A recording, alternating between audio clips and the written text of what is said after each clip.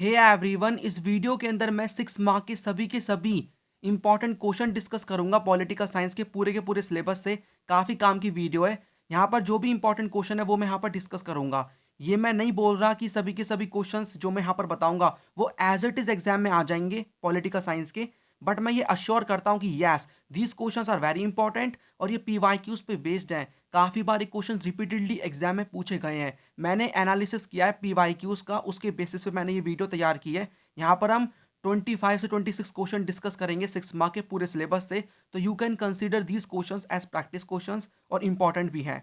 ठीक है, कल को एग्जाम में ये क्वेश्चन आ सकते हैं बट डिफरेंट फॉर्म में, यहाँ पर डिफरेंट फॉर्म में पूछे जा सकते हैं। तो उसके लिए आपको मेंटली प्रिपेयर रहना है। यहाँ पर हम सभी के सभी क्वेश्चंस को डिस्कस करेंगे। चलिए फिर स्टार्ट करते हैं विद आवर क्वेश्चन नंबर 1। आगे बढ़ने से पहले चैनल को सब्सक्राइब करके बेल आइकन ऑन कर दो, इससे आपको सभी वीडियोस का नोटिफिकेशन मिल जाएगा, बिकॉज काफ़ी काम की वीडियो मैं अपलोड करने वाला हूँ फ्यूचर में।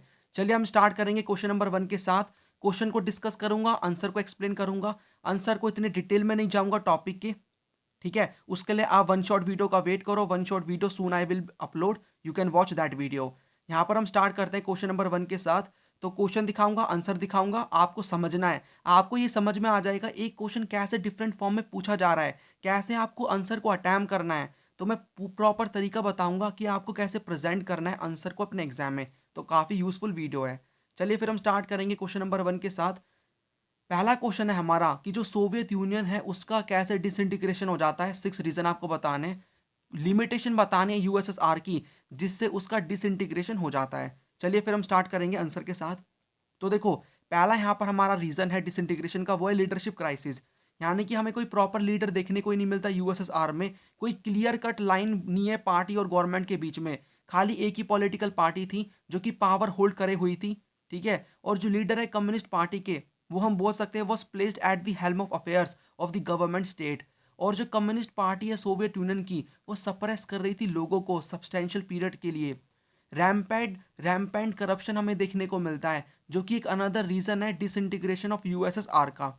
उसके बाद है मिखेल गॉर्बेचेव पॉलिसीज लेकर आते हैं पेरेस्ट्रोइका एंड ग्लासनोस्ट की। लेकिन होता क्या है, ये डिजास्टर्स साबित होती है लोगों के लिए, क्योंकि ये प्रॉपर तरीके से उसको इम्प्लीमेंट ही नहीं कर पा रहे थे।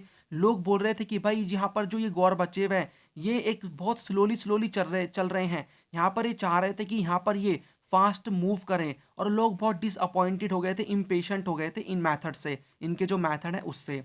उसके बाद एक्सेसिव मिलिटरलाइजेशन।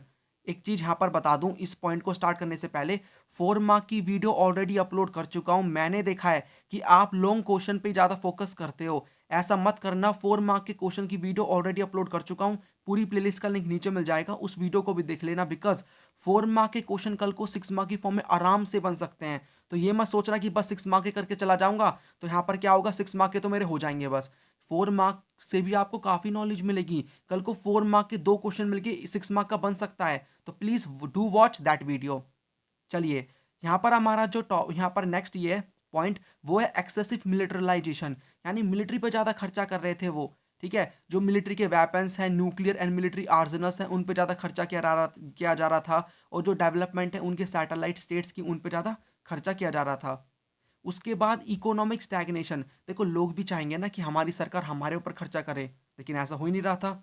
ठीक है, इकोनॉमिक स्टैग्नेशन में उस टाइम पे हम बोल सकते हैं कि भाई इकोनॉमिक स्टैग्नेशन में कि जो यहाँ पर मोस्टली खर्चा है वो किस पे किया जा रहा है, यहाँ पर एक्सपेंसेस किए जा रहे हैं। एक्सपेंसेस आर्म्स के ऊपर, मिलिट्री वेपन्स के ऊपर। यहाँ पर लोगों के, यहाँ पर जो कंज्यूमर गुड्स हैं उसके ऊपर खर्चा नहीं किया जा रहा, जिसकी वजह से जो इम्पोर्ट है वो काफ़ी बढ़ जाता है, फॉरेन रिजर्व कम हो जाता है और फूड की शॉर्टेज हो जाती है। और उसके साथ साथ हम ये बोल सकते हैं कि इन्वेजन, यहाँ पर यूएसएसआर इन्वेट करता है अफगानिस्तान के ऊपर 1979 में। आप खुद ही सोचो, एक कंट्री पे आप इन्वेट कर रहे हो तो क्या पैसा नहीं लगेगा, आर्म्स नहीं लगेंगे, सोल्जर्स नहीं लगेंगे, तो खर्चा तो होता है यहाँ पर। तो इकोनॉमी स्टैग्नेंट चली गई थी, यहाँ पर डेवलप नहीं कर रही थी, ग्रो नहीं कर रही थी। नेक्स्ट यहाँ पर है स्टैग्नेंट एडमिनिस्ट्रेशन। यहाँ पर हम बोल सकते हैं एक ही पार्टी रूल कर रही थी जो कि स्टैग्नेंट थी। कम्युनिस्ट पार्टी जो थी वो रूल कर रही थी यूएसएसआर के ऊपर 70 साल से, 70 ईयर से, अकाउंटेबल नहीं थी लोगों के प्रति, और करप्शन काफ़ी ज़्यादा था। Unwillingness to allow more openness in government led to the collapse of the system. यानी कि देखो, लोगों को कोई फ्रीडम नहीं दी जा रही, उनको एक तरीके से फ्रीडम नहीं है कि वो अपने व्यूज़ को एक्सप्रेस कर सके। तो लोग बहुत प्रॉब्लम फेस कर रहे थे, वो खुले नहीं थे, वो बंधे हुए थे, उन्हें फ्रीडम चाहिए थी। उसके बाद यहाँ पर अल्टीमेट हम लास्ट बोल सकते हैं इमीडिएट कॉज़ डिसइंटीग्रेशन का वो था कि नेशनलिज़्म और जो डिज़ायर है उसकी भावना जाग रही थी, राष्ट्रवाद की भावना जाग रही थी लोगों के अंदर। ठीक है, हम बोल सकते हैं कि जो बाल्टिक स्टेट्स हैं यहाँ पर, बाल्टिक कंट्रीज एस्टोनिया, लटविया, लिथुआनिया, इनके बीच में और भी जो यहाँ पर यूएसएसआर के अंदर हमें देखने को मिलेंगी 14 प्लस यहाँ पर रशिया। ठीक है, इतनी कंट्रीज थी, तो ये इन 14 कंट्रीज में भावना जाग रही थी राष्ट्रवाद की, हमें इंडिपेंडेंट होना है। ठीक है, आप यहाँ पर एक और पॉइंट भी लिख सकते हो, वो है कंपैरिजन विद द वेस्ट। ये जो भी कंट्रीज हैं 14 कंट्रीज, ये अपने आप को कंपेयर कर रही थी वेस्टर्न कंट्रीज के साथ कि वहाँ पर कैपिटलिज्म है, वहाँ पर कोई भी यहाँ पर उन कंट्रीज़ में स्टेट का कंट्रोल नहीं है, लोग फ्री हैं। तो उनसे कंपेयर कर रही थी कि भाई कैसे टेक्नोलॉजी की डेवलपमेंट हो रही है, हम भी चाहते हैं हम भी इंडिपेंडेंट हो, अपना अच्छे से काम करें, कोई दबदबा ना हो किसी का भी हमारे ऊपर। तो ऑल दीज रीजंस जिसकी वजह से यहाँ पर क्या होता है, यूएसएसआर डिसइंटीग्रेट हो जाता है। नेक्स्ट क्वेश्चन पे चलेंगे, क्वेश्चन नंबर सेकंड। मैंने जो 4 मार्क की वीडियो अपलोड करी थी, मैंने वहाँ पर आपको बताया था कि आपको क्या करना है, जो भी इंपॉर्टेंट कीवर्ड्स हैं उनको आपको अंडरलाइन करके आना है। सो प्लीज़ यहाँ पर मैं टाइम मेरे पास थोड़ा कम था इसलिए मैं पीपीटी में नहीं कर पाया अंडरलाइन। तो यहाँ पर आपको क्या करना है, जो भी इंपॉर्टेंट कीवर्ड लगता है प्लीज़ उसको अंडरलाइन करके आना।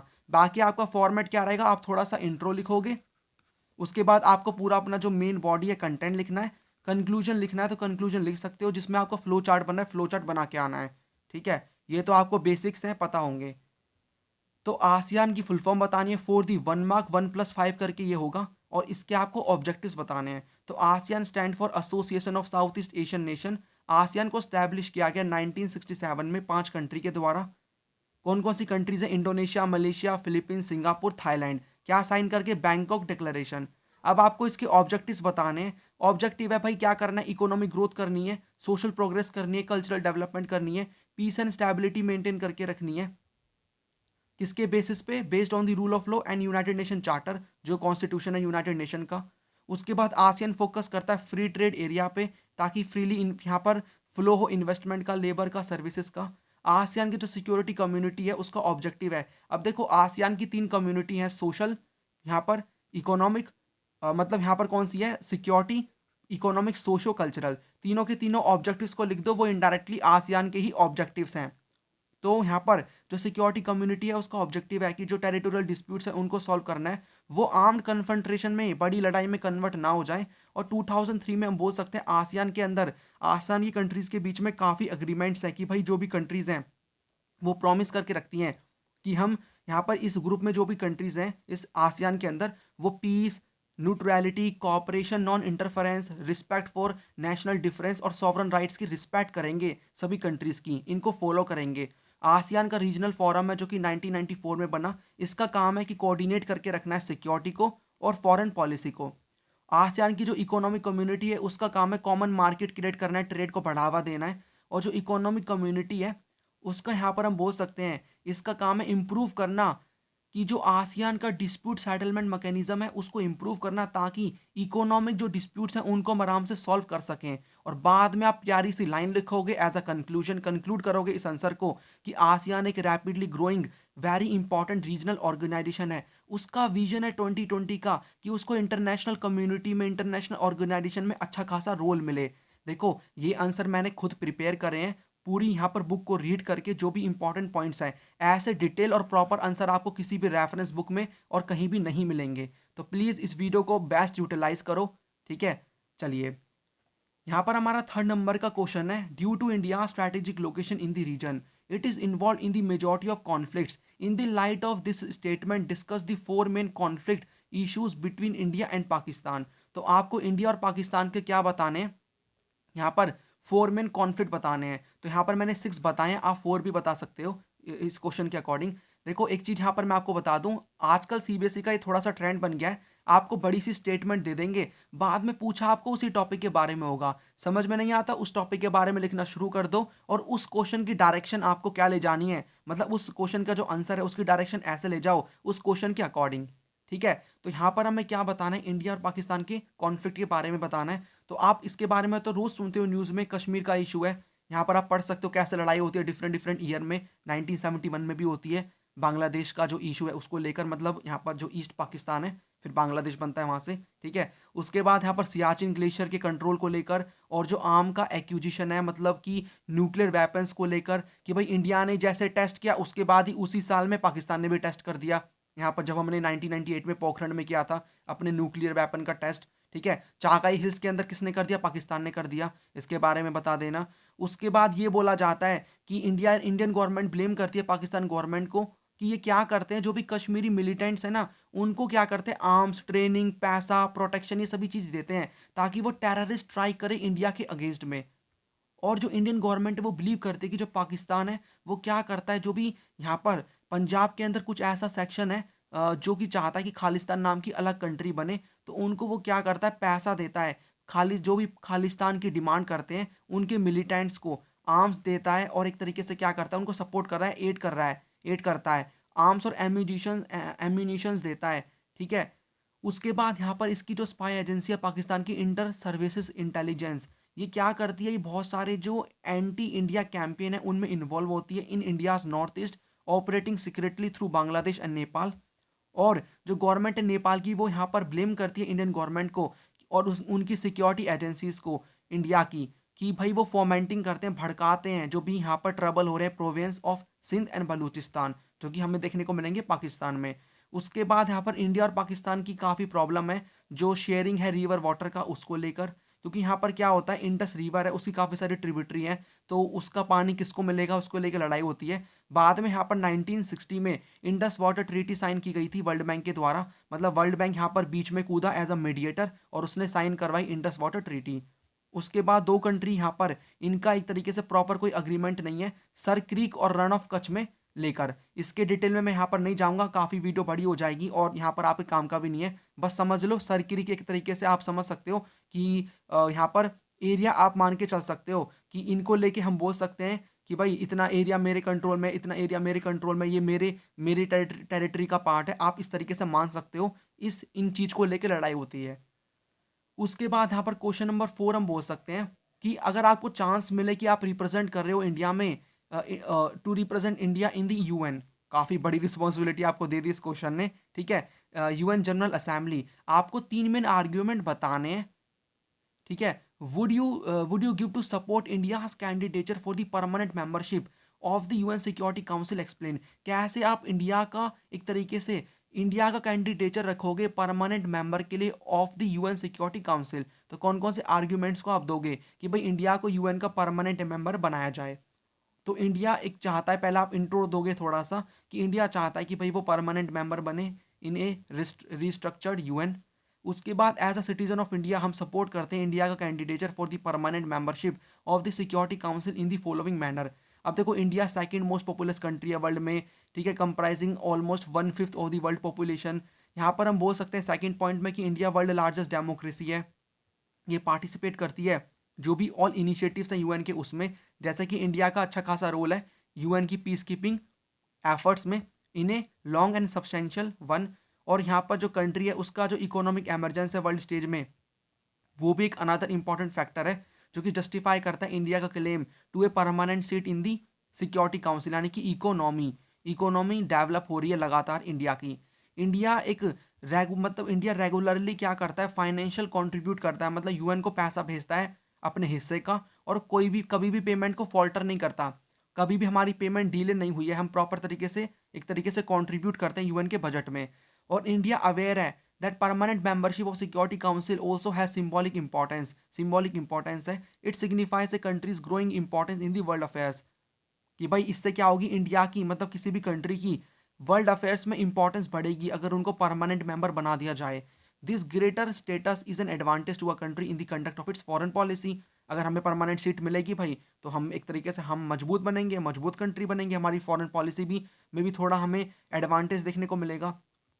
अब देखो यहाँ पर हमारे पास थोड़ा सा कंटेंट कम है, किसके लिए 6 मार्क के अकॉर्डिंग, आप थोड़ा सा यहाँ पर एक्स्ट्रा इन्फॉर्मेशन डालते हुए क्या करोगे, क्वेश्चन के आंसर को एंड करोगे। तो कैसे आप बोलोगे कि हम चाहते हैं कि इंडिया परमानेंट मेंबर बने बट कुछ प्रॉब्लम भी है, जैसे कि इंडिया पाकिस्तान का कॉन्फ्लिक्ट है वो प्रॉब्लम है, या फिर कुछ ऐसी भी कंट्रीज है ब्राज़ील, जर्मनी, जापान, ये भी तो भाई एक तरीके से डेवलपिंग कंट्री है, इनमें भी हम बोल सकते हैं ये भी एमर्जिंग पावर्स हैं। हम इंडिया को मेंबर बनाएंगे, कल को ये कंट्रीज डिमांड करेंगी, ब्राज़ील, ठीक है, जर्मनी, जापान, साउथ अफ्रीका, की भाई हमको भी बनाओ, इंडिया को बना दिया आपने, ठीक है। तो कई सारे इश्यूज हैं। तो हम ये बोल सकते हैं कि ये इजी टास्क नहीं है कि भाई इंडिया या फिर किसी और को भी परमानेंट मेंबर बनाया जाए नियर फ्यूचर में।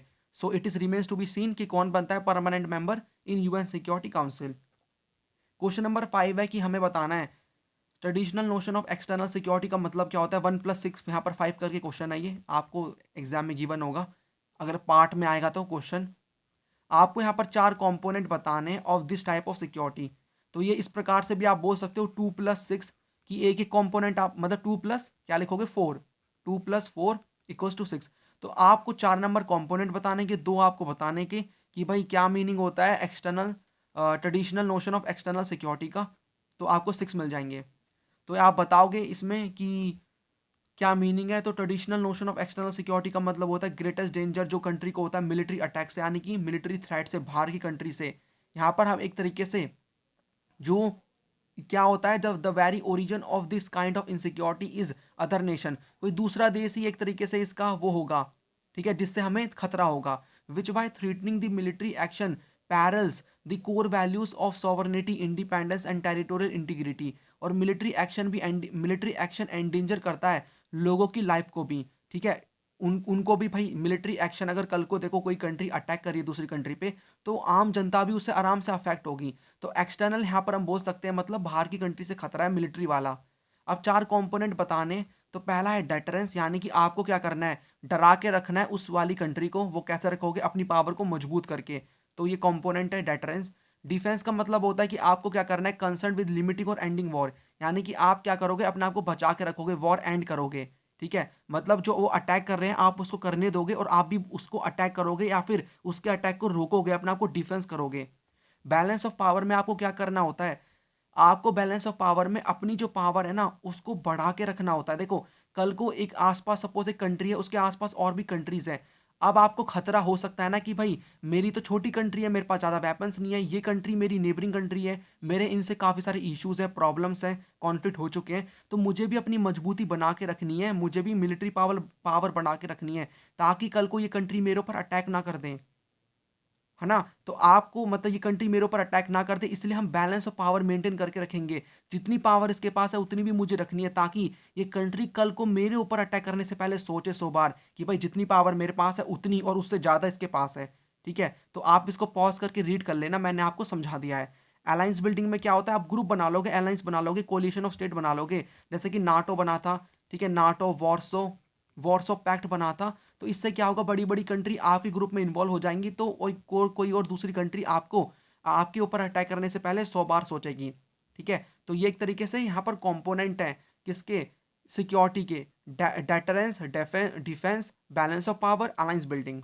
नेक्स्ट क्वेश्चन नंबर 6 है हमारा कि आपको न्यू 3 सोर्स ऑफ थ्रेट्स बताने हैं to security, giving examples for each.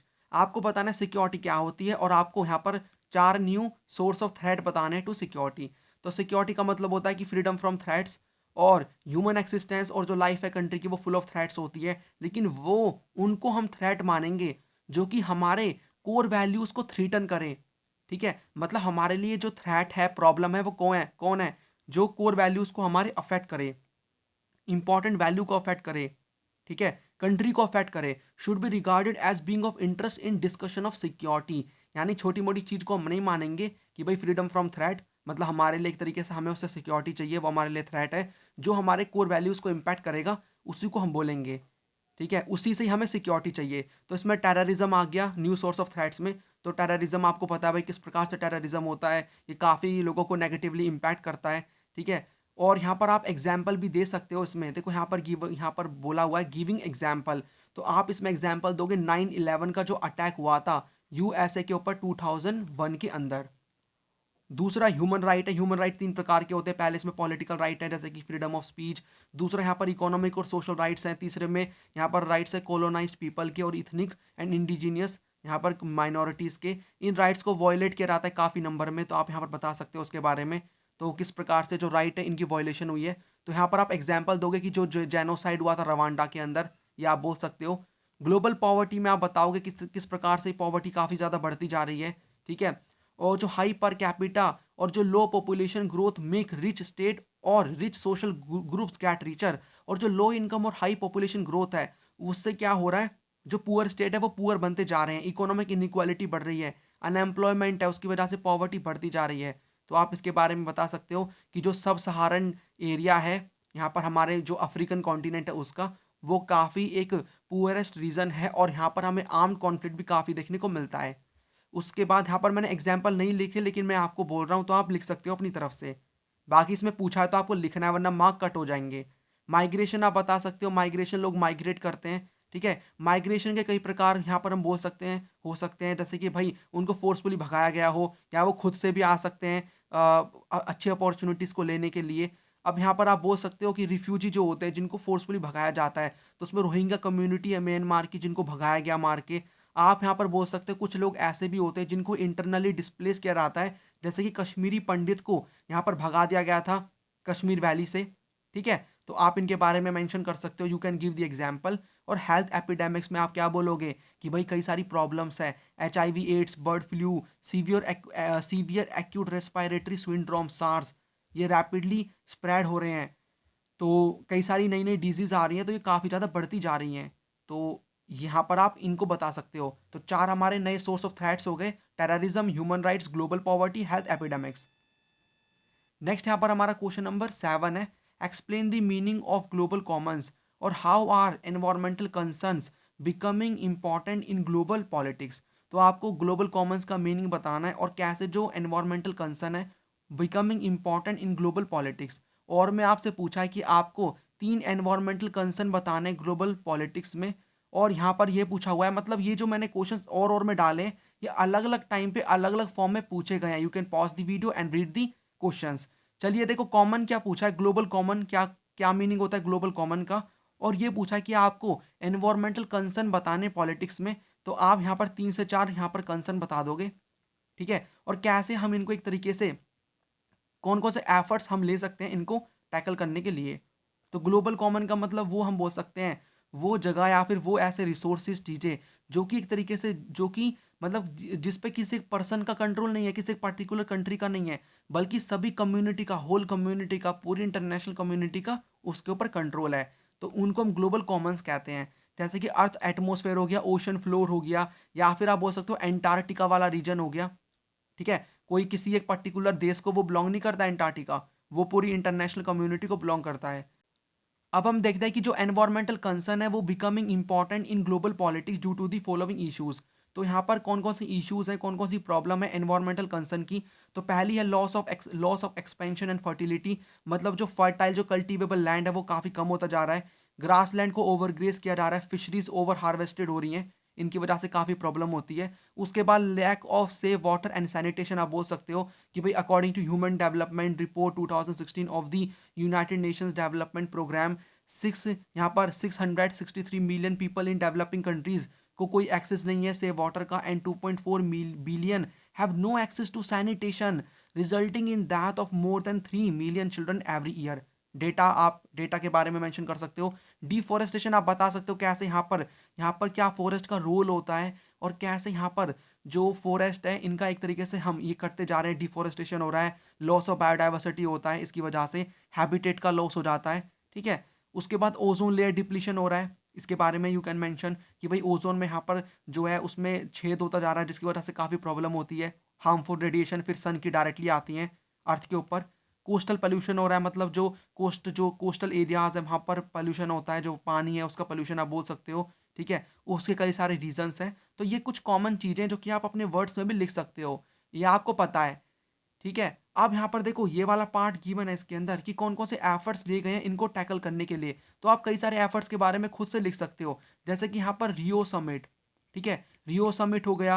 यहाँ पर हम बोल सकते हैं UNFCCC, United nation framework convention on climate change. यहाँ पर मॉन्ट्रियल प्रोटोकॉल, ठीक है। क्योटो, KYOTO, क्योटो प्रोटोकॉल, आप यहाँ पर बोल सकते हो। तो ये इन सभी के बारे में आप मेंशन कर सकते हो। ये कुछ चीज़ें ली गई हैं। यहाँ पर देखो इंटरनेशनल की बात हो रही है पूरे वर्ल्ड में, ठीक है? ग्लोबल की बात हो रही है, इसलिए आप इंडिया की नहीं बताओगे, यहाँ पर मार्क्स कट जाएँगे। आपको बताना है कौन-कौन से एफर्ट्स लिए गए हैं इन इश्यूज़ को टैकल करने के लिए। तो यू कैन मेंशन कि यहाँ पर जो भी वर्ल्ड वाइड लिए गए हैं, ठीक है? चलिए, तो यहाँ पर हमने बता दिया ग्लोबल कॉमन का और कौन-कौन से एनवायरमेंटल इश्यूज़ हैं, कंसर्न्स हैं और इस वाले पार्ट का आंसर भी मैंने आपको बता दिया। क्वेश्चन नंबर 8 है, आपको बताना है कंसेप्ट क्या है कॉमन बट डिफरेंशिएटेड रिस्पॉन्सिबिलिटीज का। How and where was it emphasized upon. आपको यहाँ पर 3 वे बताने हैं जिसे हम इंप्लीमेंट कर सकते हैं common but differentiated responsibility. Explain the meaning of common but differentiated responsibilities in the light of earth summit and United nation framework convention on climate change. या फिर एनालाइज करो कंसेप्ट यहाँ पर of common but differentiated responsibilities of state towards the protection of environment.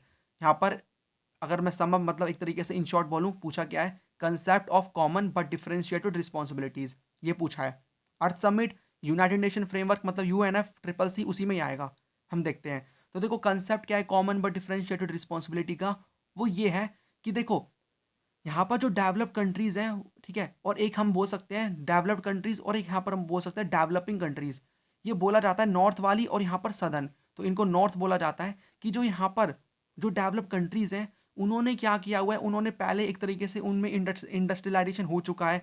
मतलब ज़्यादा जो responsibility है environment के प्रति, उनको एक तरीके से एनवायरनमेंट को एक तरीके से बचाने की, वो डेवलप्ड कंट्री की है, डेवलप्ड की। क्योंकि उन्होंने क्या किया है, उन्होंने उसको ज़्यादा एक तरीके से क्या किया है, डेवलप्ड मतलब उन्हीं कंट्रीज़ ने एक तरीके से ज़्यादा खतरा पहुंचाया है, ज़्यादा डिस्ट्रॉय किया है एनवायरनमेंट, क्योंकि उनमें इंडस्ट्रियलाइजेशन पहले ही हो चुका है, वो डेवलप्ड हो चुके हैं। और जो डेवलपिंग कंट्रीज़ हैं वो तो एक तरीके से अब भाई डेवलप हो रही हैं, उन्होंने तो इतना नुकसान नहीं पहुँचाया। अब जाके उन कंट्री में इंडस्ट्रियलाइजेशन की प्रोसेस शुरू हुई है, तो हमारी ज़्यादा रिस्पॉन्सिबिलिटी थोड़ी है एनवायरनमेंट के प्रति। हम तो बल्कि अब अभी और डेवलप करेंगे। तो ये बहुत बड़ा एक तरीके से हम बोल सकते हैं क्वेश्चन उठता है, जिसको रियो समिट के अंदर, ठीक है, जो रियो समिट के अंदर इसको एक्सेप्ट किया जाता है। इस यहाँ पर हम कह सकते हैं इस आइडिया को कि जो कॉमन है, मतलब आपको जो रिस्पॉन्सिबिलिटी है वो अलग-अलग है हर किसी की। डेवलप्ड कंट्री की ज़्यादा है, डेवलपिंग की थोड़ी-सी कम है रिस्पॉन्सिबिलिटी। लेकिन कॉमन है दोनों की, दोनों की रिस्पॉन्सिबिलिटी है एनवायरनमेंट को बचा के रखना, ठीक है? और उसके बाद यहाँ पर ये जो मैंने आपको बोला ना कि भाई किसकी कितनी रिस्पॉन्सिबिलिटी है, इसको एक तरीके से डिफाइन किया गया यूएनएफ ट्रिपल सी की यहाँ पर मीटिंग के अंदर 1992 में। पॉज करो वीडियो को, रीड कर लो, मैंने आपको पूरा का पूरा कॉन्सेप्ट समझा दिया सिंपल वर्ड्स में, समझ में आ जाएगा अगर आप एक बार वीडियो को पॉज करके समझोगे तो, ठीक है? चलिए, बाकी देखो इसमें ये भी बोला है ना कि कैसे एक तरीके से अर्थ समिट, और हमने यूएनएफ ट्रिपल सी का बता दिया, कॉन्सेप्ट हमने बता दिया। इसमें यहाँ पर ये भी पूछा है कि यहाँ पर कि हम 3 वे बताओ कैसे इंप्लीमेंट करेंगे। तो 3 वे यहाँ पर देखो अलग तरीके से आप इसको लिख सकते हो। रियो समिट हो गया इंप्लीमेंट करने का तरीका, यूएनएफ ट्रिपल सी हो गया, क्योटो प्रोटोकॉल के बारे में बता दो, ये भी एक तरीका है इसको इंप्लीमेंट करने का, राइट? चलिए, तो ये क्वेश्चन का पूरा आंसर है ये वाला। बट दीज क्वेश्चंस यहाँ पर इस क्वेश्चन के आंसर को can be written in this way as well. तो इस वे में भी आप इसको लिख सकते हो इस क्वेश्चन के आंसर को। नेक्स्ट यहाँ पर हमारा क्वेश्चन नंबर 9 है, आपको पॉलिटिकल, इकोनॉमिक और कल्चरल इफेक्ट्स बताने ग्लोबलाइजेशन के इंडिया के ऊपर। तो पॉलिटिकल क्या है, अब देखो यहाँ पर आपको बताने हैं, तो आप इसको क्या कर लो, 2+2+2 कर लो। और इसको आपको हर किसी के अंदर एक पॉजिटिव और एक नेगेटिव बताना है, पॉजिटिव नेगेटिव बताना है दोनों का। अब यहाँ पर आप पॉलिटिकल में बताओगे पॉजिटिव, इससे जो यहाँ पर स्टेट की पावर है वो कम होती है, ठीक है, इनकी जो एक तरीके से कैपेसिटी है गवर्नमेंट की डिसीजन लेने की वो कम हो जाती है। लेकिन आप यहाँ पर ये नेगेटिव आपने बोल दिया पॉलिटिकल फील्ड के अंदर, नेगेटिव आप यहाँ पर नेगेटिव बोल दिया, पॉजिटिव बताओगे कि हर बार ऐसा नहीं होता कि इनकी पावर कमी होती है, बल्कि एक तरीके से जो स्टेट है वो पावरफुल भी बनता है than they were earlier as an outcome of new technology. नई टेक्नोलॉजी आ रही है, ठीक है, उससे अच्छी खासी इंफॉर्मेशन मिलेगी सिटीजन के बारे में, लोगों को, मतलब लोगों की जो इंफॉर्मेशन है वो सरकार को मिलेगी। तो हर बार पावर कम नहीं होती। इकोनॉमिक में आप पॉजिटिव में क्या बता सकते हो कि भाई एम्प्लॉयमेंट बढ़ती है, यहाँ पर ट्रेड बढ़ेगा, फ़ायदा होगा, वेलबिंग होगा। नेगेटिव में आप यहाँ पर देखो मैंने दोनों पॉजिटिव के डाले यहाँ पर, बट नेगेटिव में यहाँ पर आप बोल सकते हो कि एक तरीके से क्या होगा, यहाँ पर जो डंपिंग है वो होगी, ठीक है, डंपिंग होगी, उसकी वजह से यहाँ पर जो बाहर की जो यहाँ पर कंट्री है वो क्या करेगी, सामान को डंप करेगी किसमें, छोटी कंट्री में। उसकी वजह से जो वहाँ के लोकल गुड्स हैं वो बिक नहीं पाएंगे, और वहाँ के जो भी छोटे छोटे बिजनेसेस हैं, लोकल मार्केट है वो बंद हो जाएंगे, तो काफ़ी प्रॉब्लम है। ठीक है, तो हम इसमें इकोनॉमिक की फील्ड में बता सकते हैं नेगेटिव वाला। उसके बाद आप कल्चरल कॉन्सिक्वेंस में क्या बता सकते हो कि आपको एक तरीके से चॉइसेस ज़्यादा अच्छी खासी चॉइसेस मिलेंगी। ठीक है, कई सारी चीज़ें आएंगी। यहाँ पर आप देखो 2 कीवर्ड बोल सकते हो यहाँ पर आप। यहाँ पर मैंने मेंशन नहीं किया, बट आप देखो इस तरीके से भी आंसर लिख सकते हो, बट मैं आपको मल्टीपल वेज बता रहा हूँ आंसर लिखने के। आप यहाँ पर ये भी बता सकते हो होमोजेनाइजेशन हो रहा है, मतलब कि कल्चर सेम हो रहा है, क्योंकि देखो जो डोमिनेंट कल्चर होगा ना, डोमिनेंट कल्चर वही यहाँ पर लोग फॉलो करेंगे।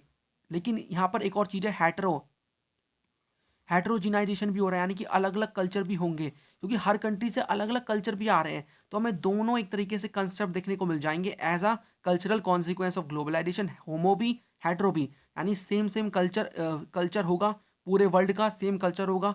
ठीक है, और हेट्रो में हम बोल सकते हैं अलग अलग कल्चर भी डेवलप होते हुए हमें देखने को मिल जाएंगे, क्योंकि हर कंट्री का अलग अलग कल्चर आएगा ड्यू टू ग्लोबलाइजेशन। और यहाँ पर हम अपने कल्चर को धीरे धीरे यहाँ पर क्या कर देंगे, जो हमारा कल्चर है वो धीरे धीरे लुप्त होता दिखाई देगा हमें, जो कि बहुत बेकार चीज़ है। हमें अपने कल्चर को प्रिजर्व करके रखना चाहिए। ठीक है, तो इसमें ये भी नेगेटिव में आएगा। तो आपकी मर्जी है, यहाँ पर पूछा नहीं है नेगेटिव पॉजिटिव, आपको तो खाली कॉन्सिक्वेंस पूछे हैं, तो आप कैसे भी मेंशन कर सकते हो, political, economic and cultural. Next यहाँ पर हमारा क्वेश्चन नंबर 10 है, आपको 6 कॉन्सिक्वेंस बताने हैं of the partition of India in 1947। तो देखो यहाँ पर पहला क्या होता है, डिवीजन ऑफ प्रोविंस। यहाँ पर प्रॉब्लम ये थी ना कि देखो ये बोला गया कि जो एरियाज में मुस्लिम की मेजॉरिटी है वो पाकिस्तान को चले जाएंगे, और जिन एरियाज में हिंदू की मेजॉरिटी है वो किसको मिल जाएंगे, इंडिया को।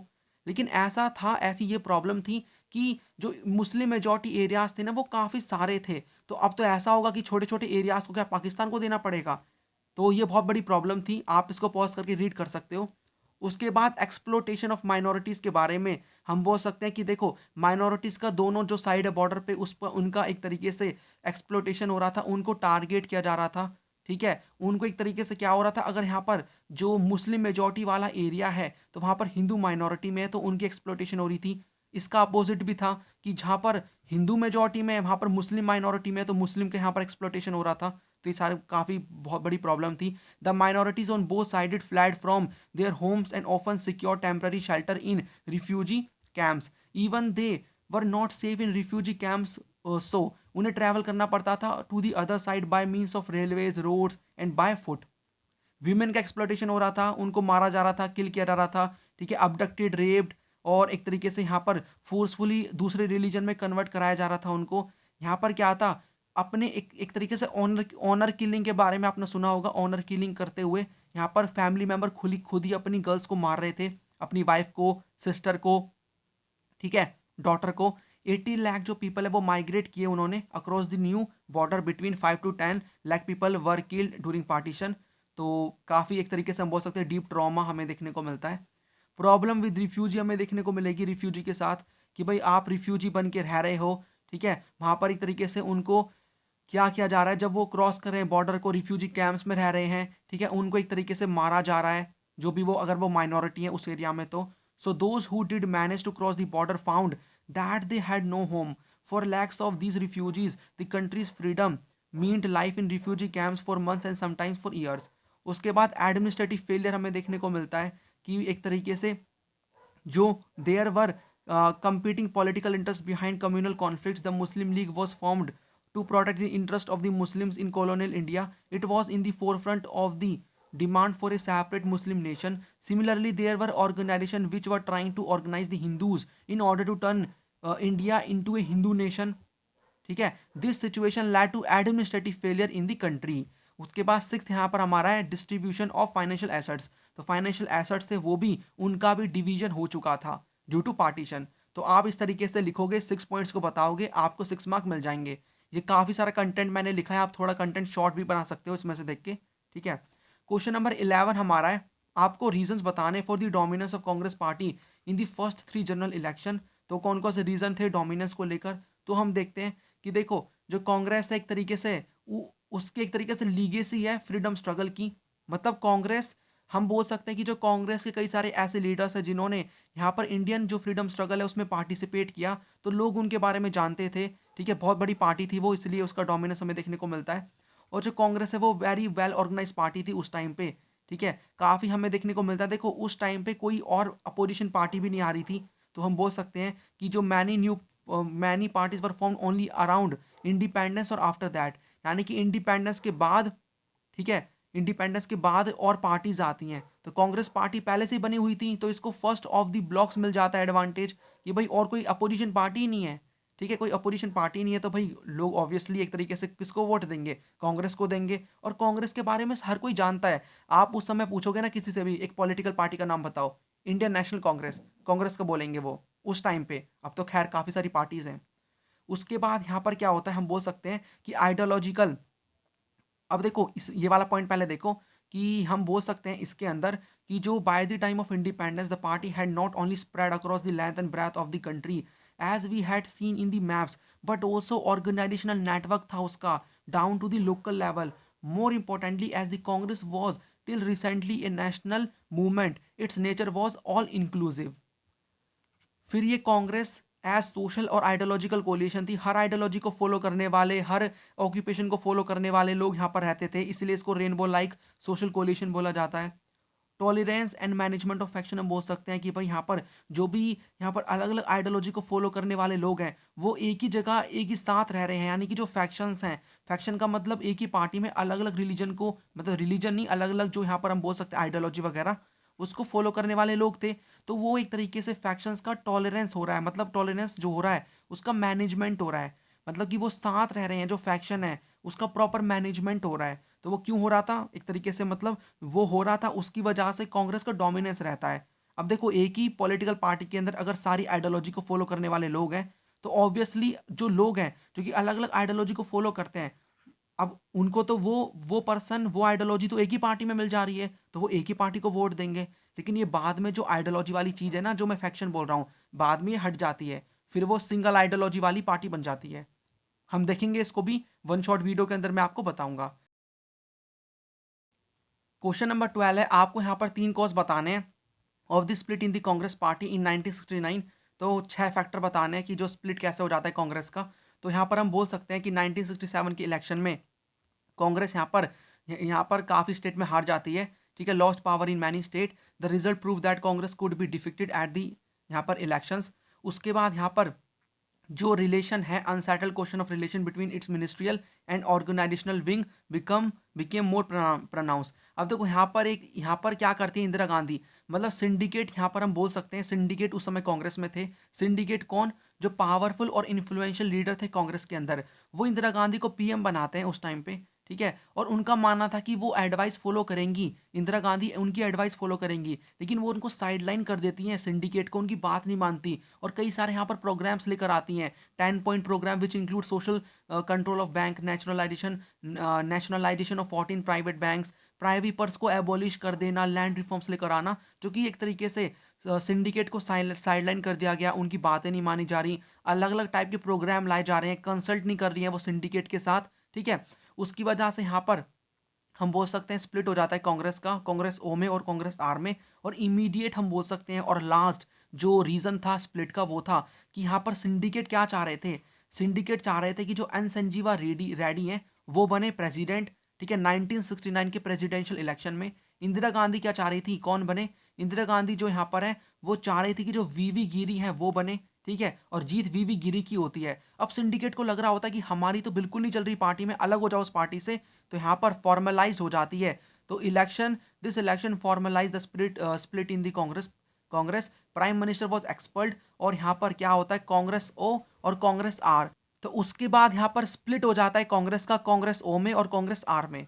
तो ये सभी रीजंस थे behind the split of Congress party इन 1969 के इलेक्शन में। ठीक है, आपको इस प्रकार से लिखना है, आप थोड़ा डिटेल में भी इसको मेंशन कर सकते हो कि क्या क्या प्रॉब्लम चल रही थी अंदर अंदर ही, यहाँ पर मतलब इंटरनल जो प्रॉब्लम चल रही थी कांग्रेस के अंदर, जिसकी वजह से स्प्लिट हो जाता है कांग्रेस का, कांग्रेस टूट जाती है कांग्रेस और कांग्रेस आर में। ठीक है, इंदिरा गांधी वाली कौन सी है मुझे बताना कॉमेंट सेक्शन में, कौन सी है, कांग्रेस ओ है कांग्रेस आर है। अब यहाँ पर क्वेश्चन नंबर 13 है, आपको यहाँ पर रीज़न बताने हैं जिसकी वजह से एमरजेंसी डिक्लेयर होती है 1975 में। तो कौन कौन से रीजंस हैं, रीजंस हम देखते हैं। अब देखो यहाँ पर मैंने रीजंस एक्सप्लेन करे हैं, आप पॉज करके रीड कर सकते हो, आप इनको अलग तरीके से भी लिख सकते हो। पहले हम ये वाला देख लेते हैं। तो देखो बांग्लादेश क्राइसिस होता है, ठीक है, उसके बाद पाकिस्तान के साथ लड़ाई हो जाती है, हमारी प्रॉब्लम हो रही थी, मतलब इकोनॉमी डाउन थी हमारी, इंडस्ट्रियल ग्रोथ बहुत कम थी, अनएम्प्लॉयमेंट थी, मॉनसून फेल हो जाते हैं, ठीक है, यूएस गवर्नमेंट हमें एड देना बंद कर देता है। उसके बाद यहाँ पर एग्रीकल्चर प्रोडक्टिविटी बहुत एक तरीके से डिक्लाइन हो जाती है, मार्क्सिस्ट जो ग्रुप है उनकी एक्टिविटी बढ़ जाती है, नक्सलिट मूवमेंट उस टाइम पे चल रहा था।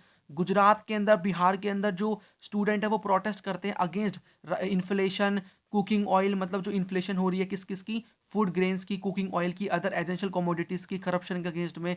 जयप्रकाश नारायण क्या करते हैं, डिमांड करते हैं कि जो कांग्रेस गवर्नमेंट है बिहार में उसको हटा दो और दोबारा से इलेक्शन करवाओ, और call for total revolution in the social economic and political spheres in order to establish what he consider to be true democracy.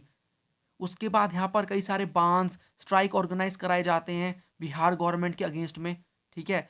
उसके बाद यहाँ पर क्या होता है कि जो कॉन्फ्लिक्ट है जुडिशरी के साथ वो भी होता है, किस किस चीज़ को लेकर, तो यहाँ पर होता है कि जो यहाँ पर there constitutional hindrance regarding the change in the basic structure, the Supreme Court said it can not, ठीक है, मतलब जो बेसिक स्ट्रक्चर है क्या उसको यहाँ पर चेंज किया जा सकता है सरकार के द्वारा।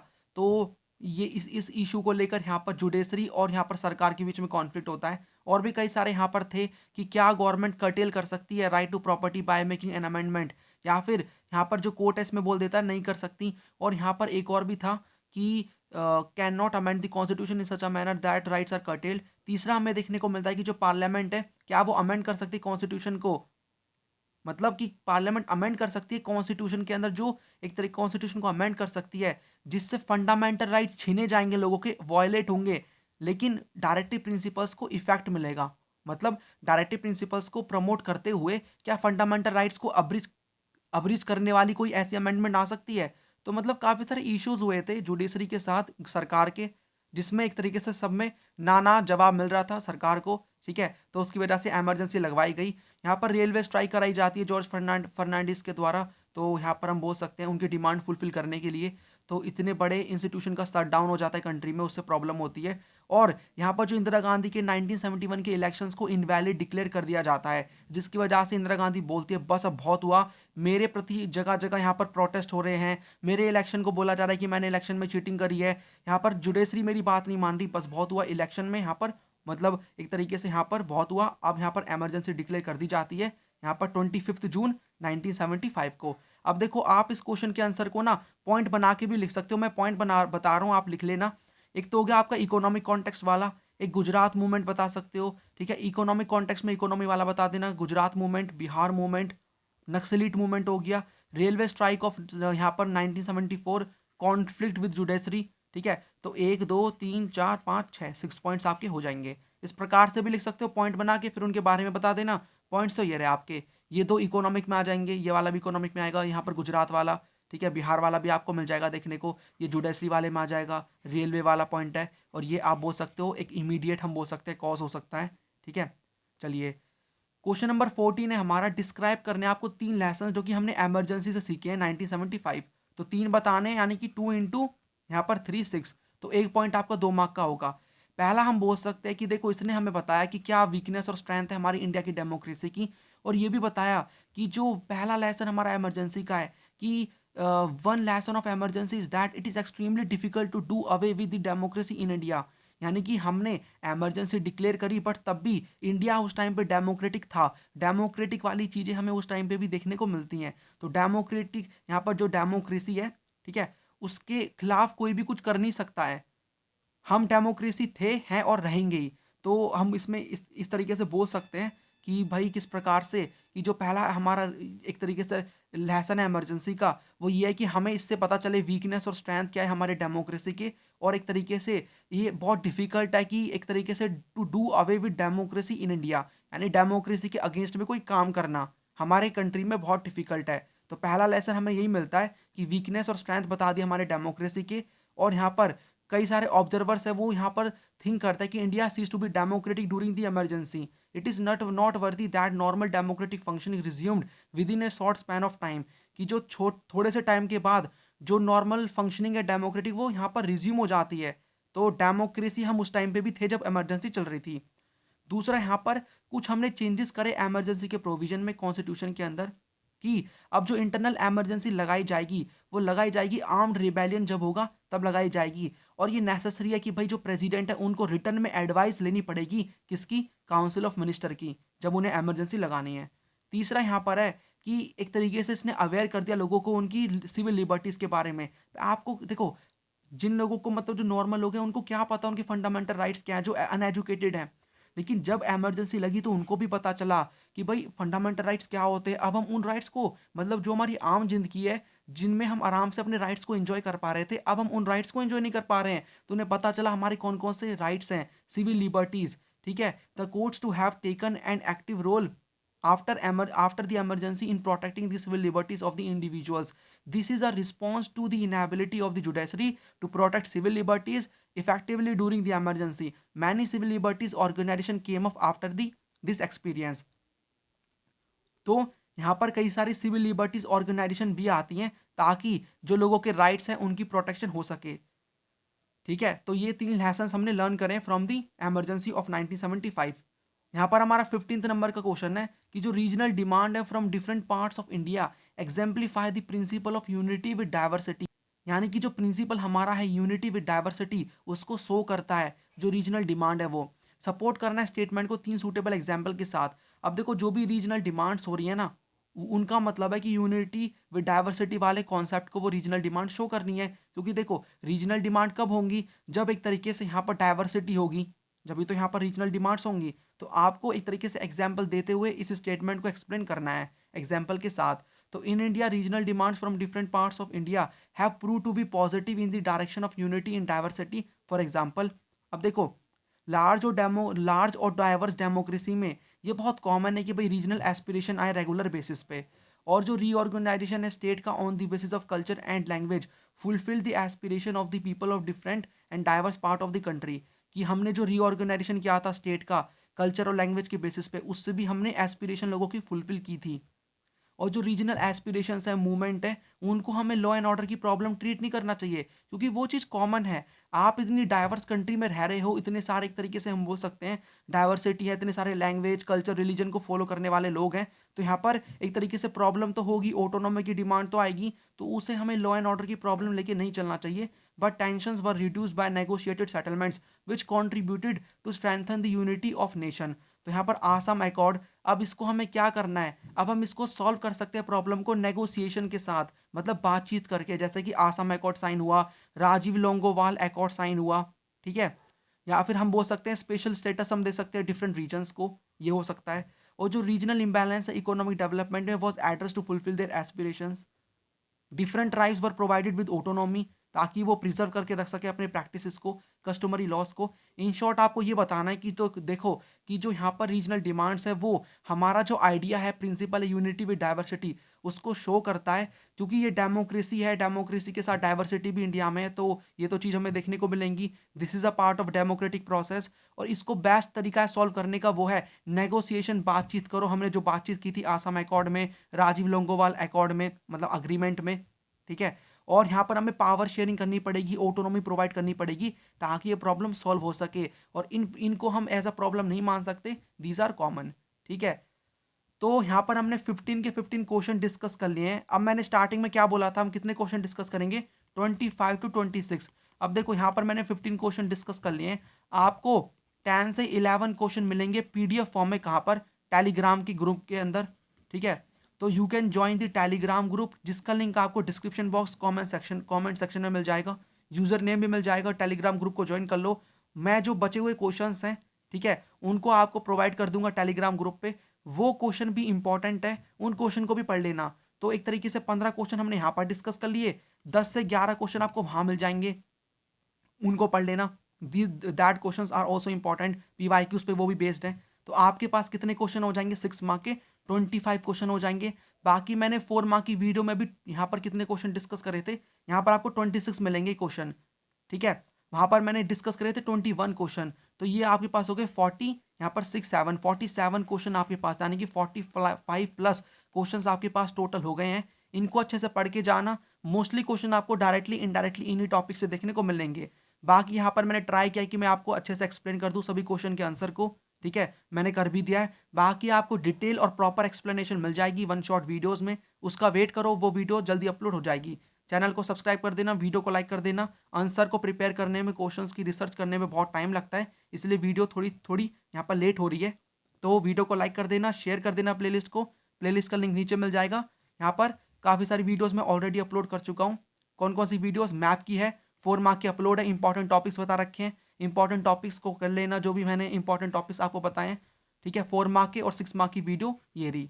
और जो यहाँ पर 10-11 क्वेश्चन 6 मार्क के और हैं, उनको भी कर लेना। लिंक आपको मिल जाएगा टेलीग्राम ग्रुप का, you can join that group. Pin message मिलेगा, पीडीएफ को डाउनलोड करके सारे क्वेश्चंस को पढ़ लेना, जो भी क्वेश्चंस बच गए। चलिए फिर मैं आपको मिलूंगा अब वन शॉट वाली वीडियो में, जहां पर हम पूरी आपकी बुक नंबर 1 है कंटेम्प्ररी इन वर्ल्ड पॉलिटिक्स, उसका पूरा निचोड़ दूंगा। पूरा एक तरीके से आपको वन शॉट एक्सप्लेनेशन दूंगा। 1.5 से 2 घंटे के अंदर पूरी बुक निपटाएंगे। तो wait for that video, I will upload that video soon. तो ये है इस वीडियो का end. Thanks for watching and as always God bless you all.